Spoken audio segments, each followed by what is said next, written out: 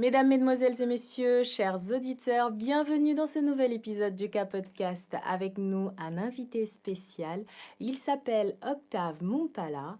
Il est le directeur pays de Camonix International, un projet financé par USAID au Burundi. Bonjour Octave. Bonjour Rachel, c'est un plaisir d'accepter cette invitation et de pouvoir un peu parler de mon background et de ce que je fais en ce moment. Merci beaucoup. Merci, c'est aussi un honneur pour nous de te recevoir dans le studio du K-Podcast. Nous allons commencer avec la première séquence qui est réservée à une séquence d'enfance et de l'évolution. Alors Octave, qu'est-ce qui t'a le plus marqué, toi, dans ton enfance?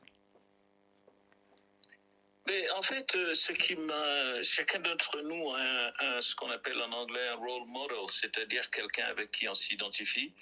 Et pour moi, ce qui m'a le plus marqué, c'est la personnalité de mon père. Paix à son âme, il n'est plus avec nous.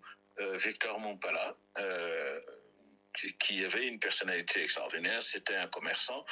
Et donc, quelqu'un qui est parti de rien, parce il n'avait jamais été à l'école, mais était devenu à Brazzaville un des plus gros commerçants de la place. Et donc, j'ai beaucoup aimé la personnalité de mon père et je crois que j'ai beaucoup appris de lui. J'ai énormément appris de lui. Merci. Et est-ce que tu peux nous parler un peu de ton parcours scolaire et universitaire? Octave, tu es né au Congo, c'est ça? Je suis né à Brazzaville. Je suis né à Brazzaville. Oui. À Brazzaville, au Congo, au bord du fleuve Congo. Donc ça aussi, l'eau, c'est quelque chose qui m'a toujours marqué. Et donc, quand je parlais tout à l'heure de la personnalité de mon père, justement, je suis allé le voir un jour, j'avais 14 ans et demi, je lui ai dit que j'avais envie d'aller étudier en France. Il m'a regardé de manière tout à fait bizarre, avec un petit sourire au coin. Il était surpris de voir que son gamin de 14-15 ans avait déjà des idées d'aller étudier à l'étranger, en France. Et donc, il m'a dit, tu trouves une école et je t'envoie. Donc ça a particulièrement marqué toute ma carrière. Je suis allé donc, j'ai fait le lycée en France jusqu'au bac. Ensuite, je suis reparti au Congo où j'ai fait une licence en anglais. Et j'ai travaillé, j'ai aussi travaillé, j'ai enseigné l'anglais au Gabon. Après le Gabon, donc, je suis allé à la Sorbonne et grâce à une bourse américaine qu'on appelle Fulbright, qui est une des bourses les plus prestigieuses octroyées par les Américains, j'ai pu étudier à Thunderbird en Arizona où j'ai eu un MBA. Voilà mon parcours scolaire et universitaire. Magnifique, parcours exceptionnel et très inspirant. Alors Octave, moi j'ai une petite question. Souvent je reçois des invités qui me disent que leurs role models sont la maman, leur role model. Je pense que tu es le premier invité depuis qu'on a commencé qui a son rôle modèle qui est le père. Est-ce que toi, aujourd'hui, tu peux dire que ça t'a tellement impacté que le fait que ton père, par exemple, il te fasse confiance très très tôt et qu'il dise oui à toute ta vision, tous tes rêves et qu'il t'a aidé à les achieve, est-ce que tu as fait la même chose pour tes enfants? Parce que souvent, même si nos parents nous aident, on a tendance à ne pas vouloir dupliquer la même chose sur nos enfants. Est-ce que tu en fais la même chose avec les tiens? Absolument. Absolument, j'ai fait la même chose. J'ai été un conseiller qui n'était pas payé pour mes enfants. Donc tous mes enfants, bon, sauf ma première fille qui vit aux États-Unis, mais tous mes enfants, j'ai tout fait pour leur donner la possibilité de pouvoir étudier en Angleterre et leur donner des conseils sur le choix des études. Oui. Sur le choix des études, chaque fois qu'ils avaient des difficultés, ils se tournaient vers moi. Et ce qui fait que je suis particulièrement fier de leur réussite parce que j'ai deux de mes filles qui travaillent en Angleterre, j'ai mon fils qui est à Paris comme recruteur et j'ai une de mes filles également qui est à la tête de l'agence Enterprise à l'aéroport de... Vous savez, c'est une agence de location de véhicules, une agence américaine. Et Et voilà, elle est à la tête de cette agence à l'aéroport de Nantes. Donc je crois que je leur ai servi de modèle. Voilà. C'est très beau. C'est très beau. Alors, Octave, j'ai une toute dernière question avant de passer à la deuxième séquence. C'est justement, tu as parlé du fait que tu es venu très tôt en France. Est-ce qu'aujourd'hui, on peut ou je peux dire que si, par exemple, tu n'étais pas venu faire tes études, tu n'aurais pas eu ce parcours, ce riche parcours aujourd'hui? Le fait de Non, sortir du absolument. continent, est-ce que ça aide Absolument. à changer les choses ou pas? Absolument, Haché. Ça, c'est très important. C'est-à-dire qu'il faut tout remettre dans le contexte. Lorsque je suis venu en France, Haché, tu n'étais pas encore né. Donc, il y avait pas d'Internet, il n'y avait rien. Pour te dire, j'ai fait 4 ans entre la classe de troisième et la terminale, j'ai fait 4 ans. Je n'ai pas pu repartir au Congo. Donc il fallait que je puisse prendre mes décisions tout seul. Comme j'ai dit, mon père n'avait pas fait d'études, donc je ne pouvais compter que sur moi-même.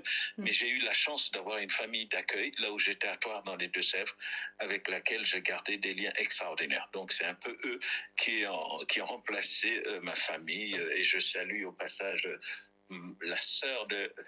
ma sœur de cette famille, Marie-Claude, qui vient justement d'écrire un livre extraordinaire. Ah, Oui, elle vient d'écrire un livre. Elle est mariée à un Marocain. Donc, vous savez, avec tous les antagonismes que nous connaissons en ce moment, avoir un mariage comme ça qui tient depuis une cinquantaine d'années, c'est vraiment extraordinaire. Je vous recommande son livre. C'est un livre écrit donc par Marie-Claude Mézoir. Les auditeurs. Elle a donné le nom de son fils à la romance d'un couple mixte. Vraiment, je vous conseille de lire ce livre qui est extraordinaire. Vous avez le titre? Je crois que j'ai pas le titre en tête. Je crois que c'est itinéraire ou histoire de la romance d'un couple mixte. Magnifique. François Samir, la romance d'un couple mixte. C'est vraiment, vous savez, avec tous les problèmes que nous connaissons, tous les problèmes de racisme que nous connaissons en ce moment, avoir l'expérience, lire l'expérience, ça c'est vraiment extraordinaire. C'est extraordinaire, chers auditeurs. N'hésitez pas à lire. Pour ceux qui viennent de prendre le train en marche, nous sommes bien sur K-Radio et aussi sur K-Podcast avec un invité, Octave Mumpala, qui est le directeur pays de Common-X International, un projet financé par USAID au Burundi. Aujourd'hui, nous allons, Octave, passer à la deuxième séquence très vite, qui est une séquence qui est réservée à l'actu et aux faits divers. Je précise encore une fois, tu es au Burundi. Alors, comment ça se passe là-bas? Écoutez, c'est une expérience extraordinaire parce que moi, je suis convaincu que l'Afrique doit se prendre en main. Donc, nous qui avons eu la possibilité de pouvoir étudier à l'étranger, travailler à l'étranger, je crois qu'à un certain moment, il faut redonner à l'Afrique ce que l'Afrique nous a donné. Et donc, vous savez, après mes 22 ans, 25 ans passés dans le système des Nations Unies, j'aurais pu profiter d'une retraite paisible et tout, mais j'ai décidé vraiment, en accord avec ma famille, avec mes enfants, de pouvoir contribuer au développement de l'Afrique. Donc, en travaillant dans un pays que je connaissais pas, le Burundi, mais qui est un pays extraordinaire. C'est dommage parce qu'il y a de très mauvaises revues sur ce pays-là, mais vous savez, lorsque vous connaissez le pays, c'est vraiment un pays très attachant, très vert. Et puis le lac, vous savez, comme je vous ai dit tout à l'heure, j'aime bien. Moi je suis né à côté d'un fleuve, donc voilà, c'est vraiment extraordinaire d'être. C'est un pays très bien. Je conseille aux gens vraiment de visiter le pays. Donc ça en vaut le détour, hein. On va tous y aller en mode touriste. Et puis bien sûr, Octave, tu seras là pour nous accueillir, Inch'Allah, comme on le dit. Octave, le projet dans lequel tu travailles et tu interviens avec tout ton staff est un projet, corrige-moi si je me trompe, qui est en lien avec la chaîne d'approvisionnement sur tout ce qui est lié au sida, au paludisme et la santé de la reproduction. Et est-ce que c'est facile de mettre en œuvre toutes vos activités avec cette période liée à la crise de la Covid? Mais c'est jamais facile, même en temps normal, c'est jamais facile. Vous savez, un projet, on le conçoit quelque part. Après la mise en œuvre, il y a toujours des écueils et tout, mais là, vraiment, tout se passe assez bien, comme tu l'as dit, Haché.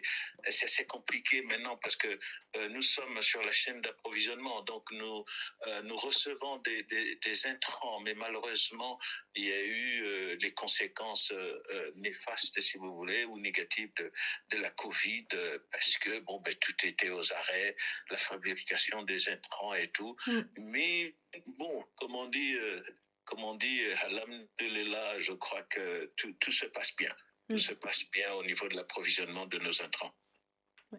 Parce que si ça ne se passe pas bien, tout ce qui est chaîne d'approvisionnement, bah, s'il n'y a pas de médicaments, ce sera difficile d'atteindre des objectifs.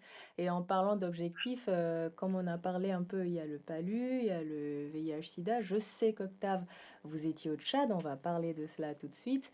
Vous avez servi au Tchad pour ONU-Sida. Et justement, on parle plus aujourd'hui des 3,90, hein, vous m'avez corrigé. On parle des 3,95. On a eu tout à l'heure l'honneur d'avoir aussi un médecin tchadien qui est la seule femme infectiologue au Tchad qui s'appelle Dr Djarma. Et justement, elle parlait aussi de cela. Quel constat vous faites en fait de ce problème quand il y a une rupture en fait des entrants? Écoutez, les conséquences sont désastreuses. Vous savez qu'on a la chance, après une vingtaine d'années où ça a été une lutte très dure, et je salue au passage Michel Sidibé, l'ancien directeur exécutif de l'ONU-Sida, qui a énormément bataillé pour que les ARV soient disponibles. Vous savez ce qui se passait il y a une vingtaine d'années lorsqu'on vous annonçait que vous étiez séropositif, écoutez, souvent les gens, malheureusement, beaucoup s'ils mouraient, quoi, parce qu'il n'y avait rien. Maintenant, nous avons les ARV, et vous savez, lorsque c'est bien suivi, on vit normalement. On vit normalement lorsqu'on prend les ARV.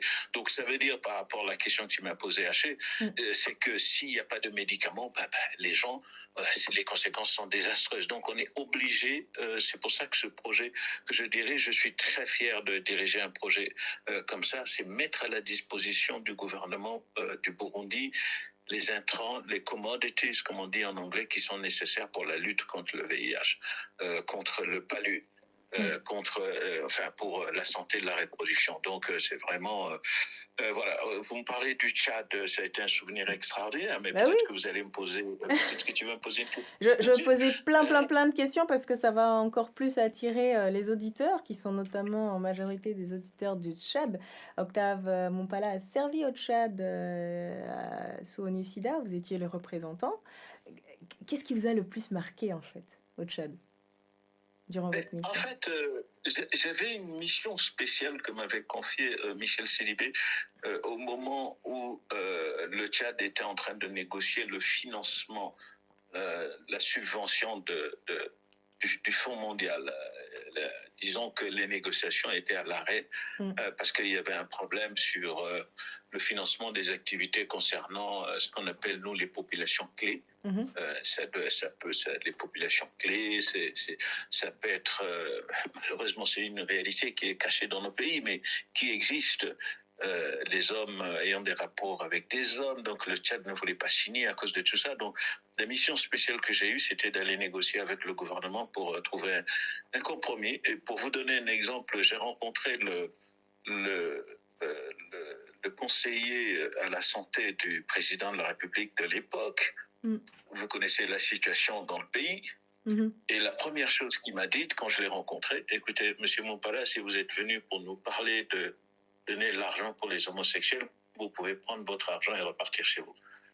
Mais ce qui est extraordinaire au Tchad, c'est quand on arrive Oui, donc il me dit ça, et moi j'avais toutes les infos sur la personne en question, conseiller du président de la République, un général. On a trouvé un compromis, et là ça a été un travail extraordinaire. J'ai eu la chance justement de faire le plaidoyer auprès de l'ancien Premier ministre, qui m'a reçu avec pratiquement tout son gouvernement pour entendre ce que j'avais à dire. Je crois que c'est une expérience que je n'ai pas connue dans d'autres pays. Avoir la facilité de parler directement aux décideurs, j'en garde une expérience, un souvenir vraiment extraordinaire. Alors, je ne sais pas si ce constat, tu l'as fait, est-ce que tu es d'accord avec moi? Parce que souvent, je parle avec des amis des autres pays, notamment des pays de l'Afrique centrale, par exemple le Cameroun.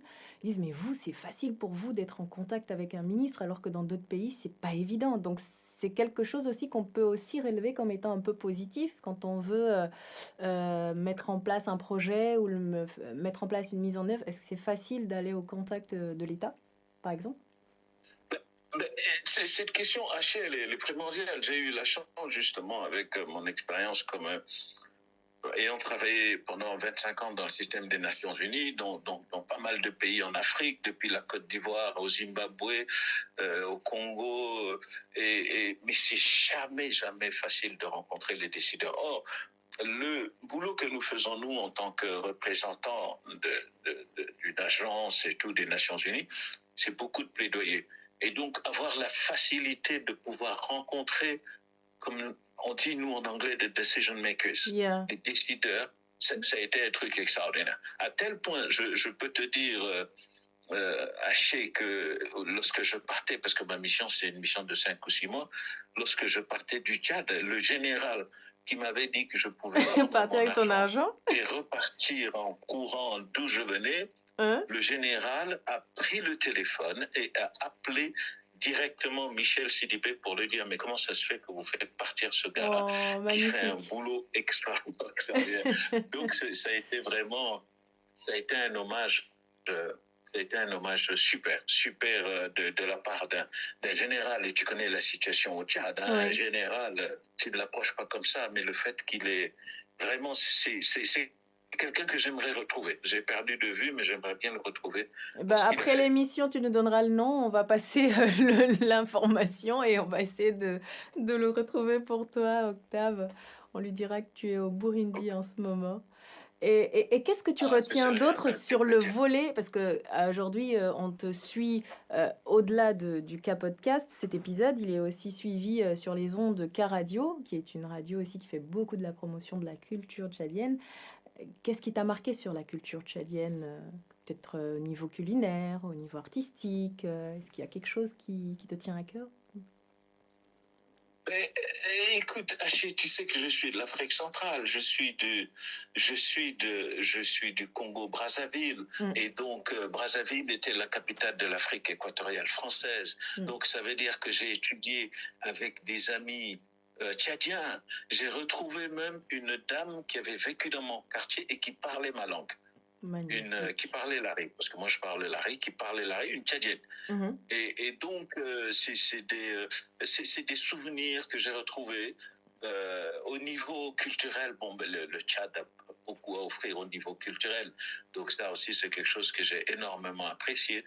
Et puis, vous savez, souvent, ce qu'on écrit, ce qu'on lit dans les journaux, c'est jamais la réalité du pays. Donc, lorsque je suis allé, 5 ou 6 mois que j'ai passé au Tchad, j'ai connu une certaine Haché. Je ne sais pas si tu la connais.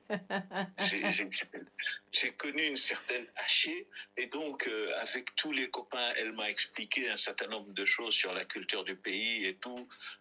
Bon voilà, donc c'est des moments inoubliables, vraiment des moments inoubliables. Et je crois que tous mes copains qui ont servi au Tchad sont tous d'accord pour dire que c'est un pays charmant, un pays complexe, vraiment complexe, mais un pays charmant lorsqu'on est adopté par les nationaux.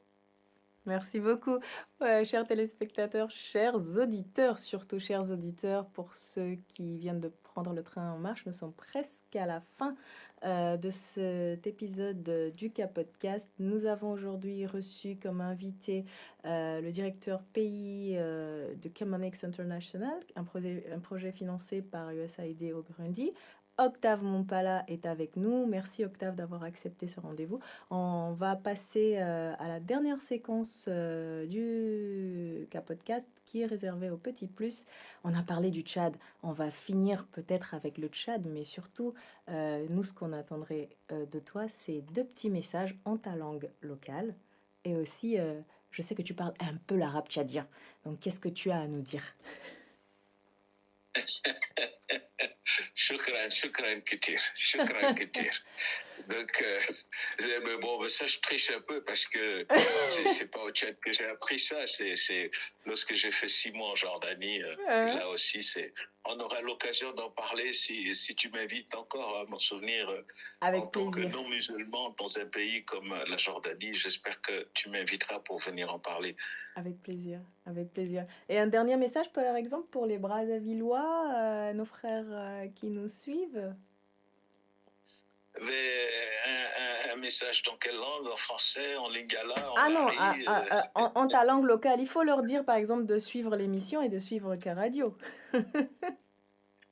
Bandeko na biso bolaninga lelo, il faut suivre radio et moninga nanga kombone haché radio malamu, pas information malamu, donc baninga nanga faut suivre émission et moi si on a ça, moi si moko mayele.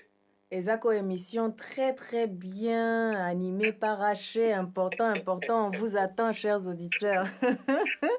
Merci Octave Moupala, oui. Haché, est-ce que je peux terminer par, vous savez qu'au Congo tout se termine par une chanson? Ah, eh ben là, parfait. J'osais pas demander, mais on a droit à ça. Mais non, mais bon, on a nos mauvais côtés, mais quand même, on a toujours cette joie de vivre malgré nos problèmes. Donc, je vais quand même partager avec les auditeurs du Tchad qui suivent beaucoup la musique au Congo, une petite chanson, et je voudrais rendre hommage à un artiste qui a beaucoup fait pour la culture en Afrique, qui s'appelle Taboulé Rochereau. Et donc, ce que je vais faire, c'est que je vais dire au revoir à nos éditeurs jusqu'à ce que tu termines ta chanson, parce qu'on va finir cet épisode avec toi. Chers auditeurs, merci d'avoir été fidèles et de nous avoir écoutés pour cet épisode du K-Podcast. Rendez-vous sur les réseaux sociaux à travers K-Radio et puis aussi le site de K-Podcast. Merci infiniment à Octave de nous avoir honorés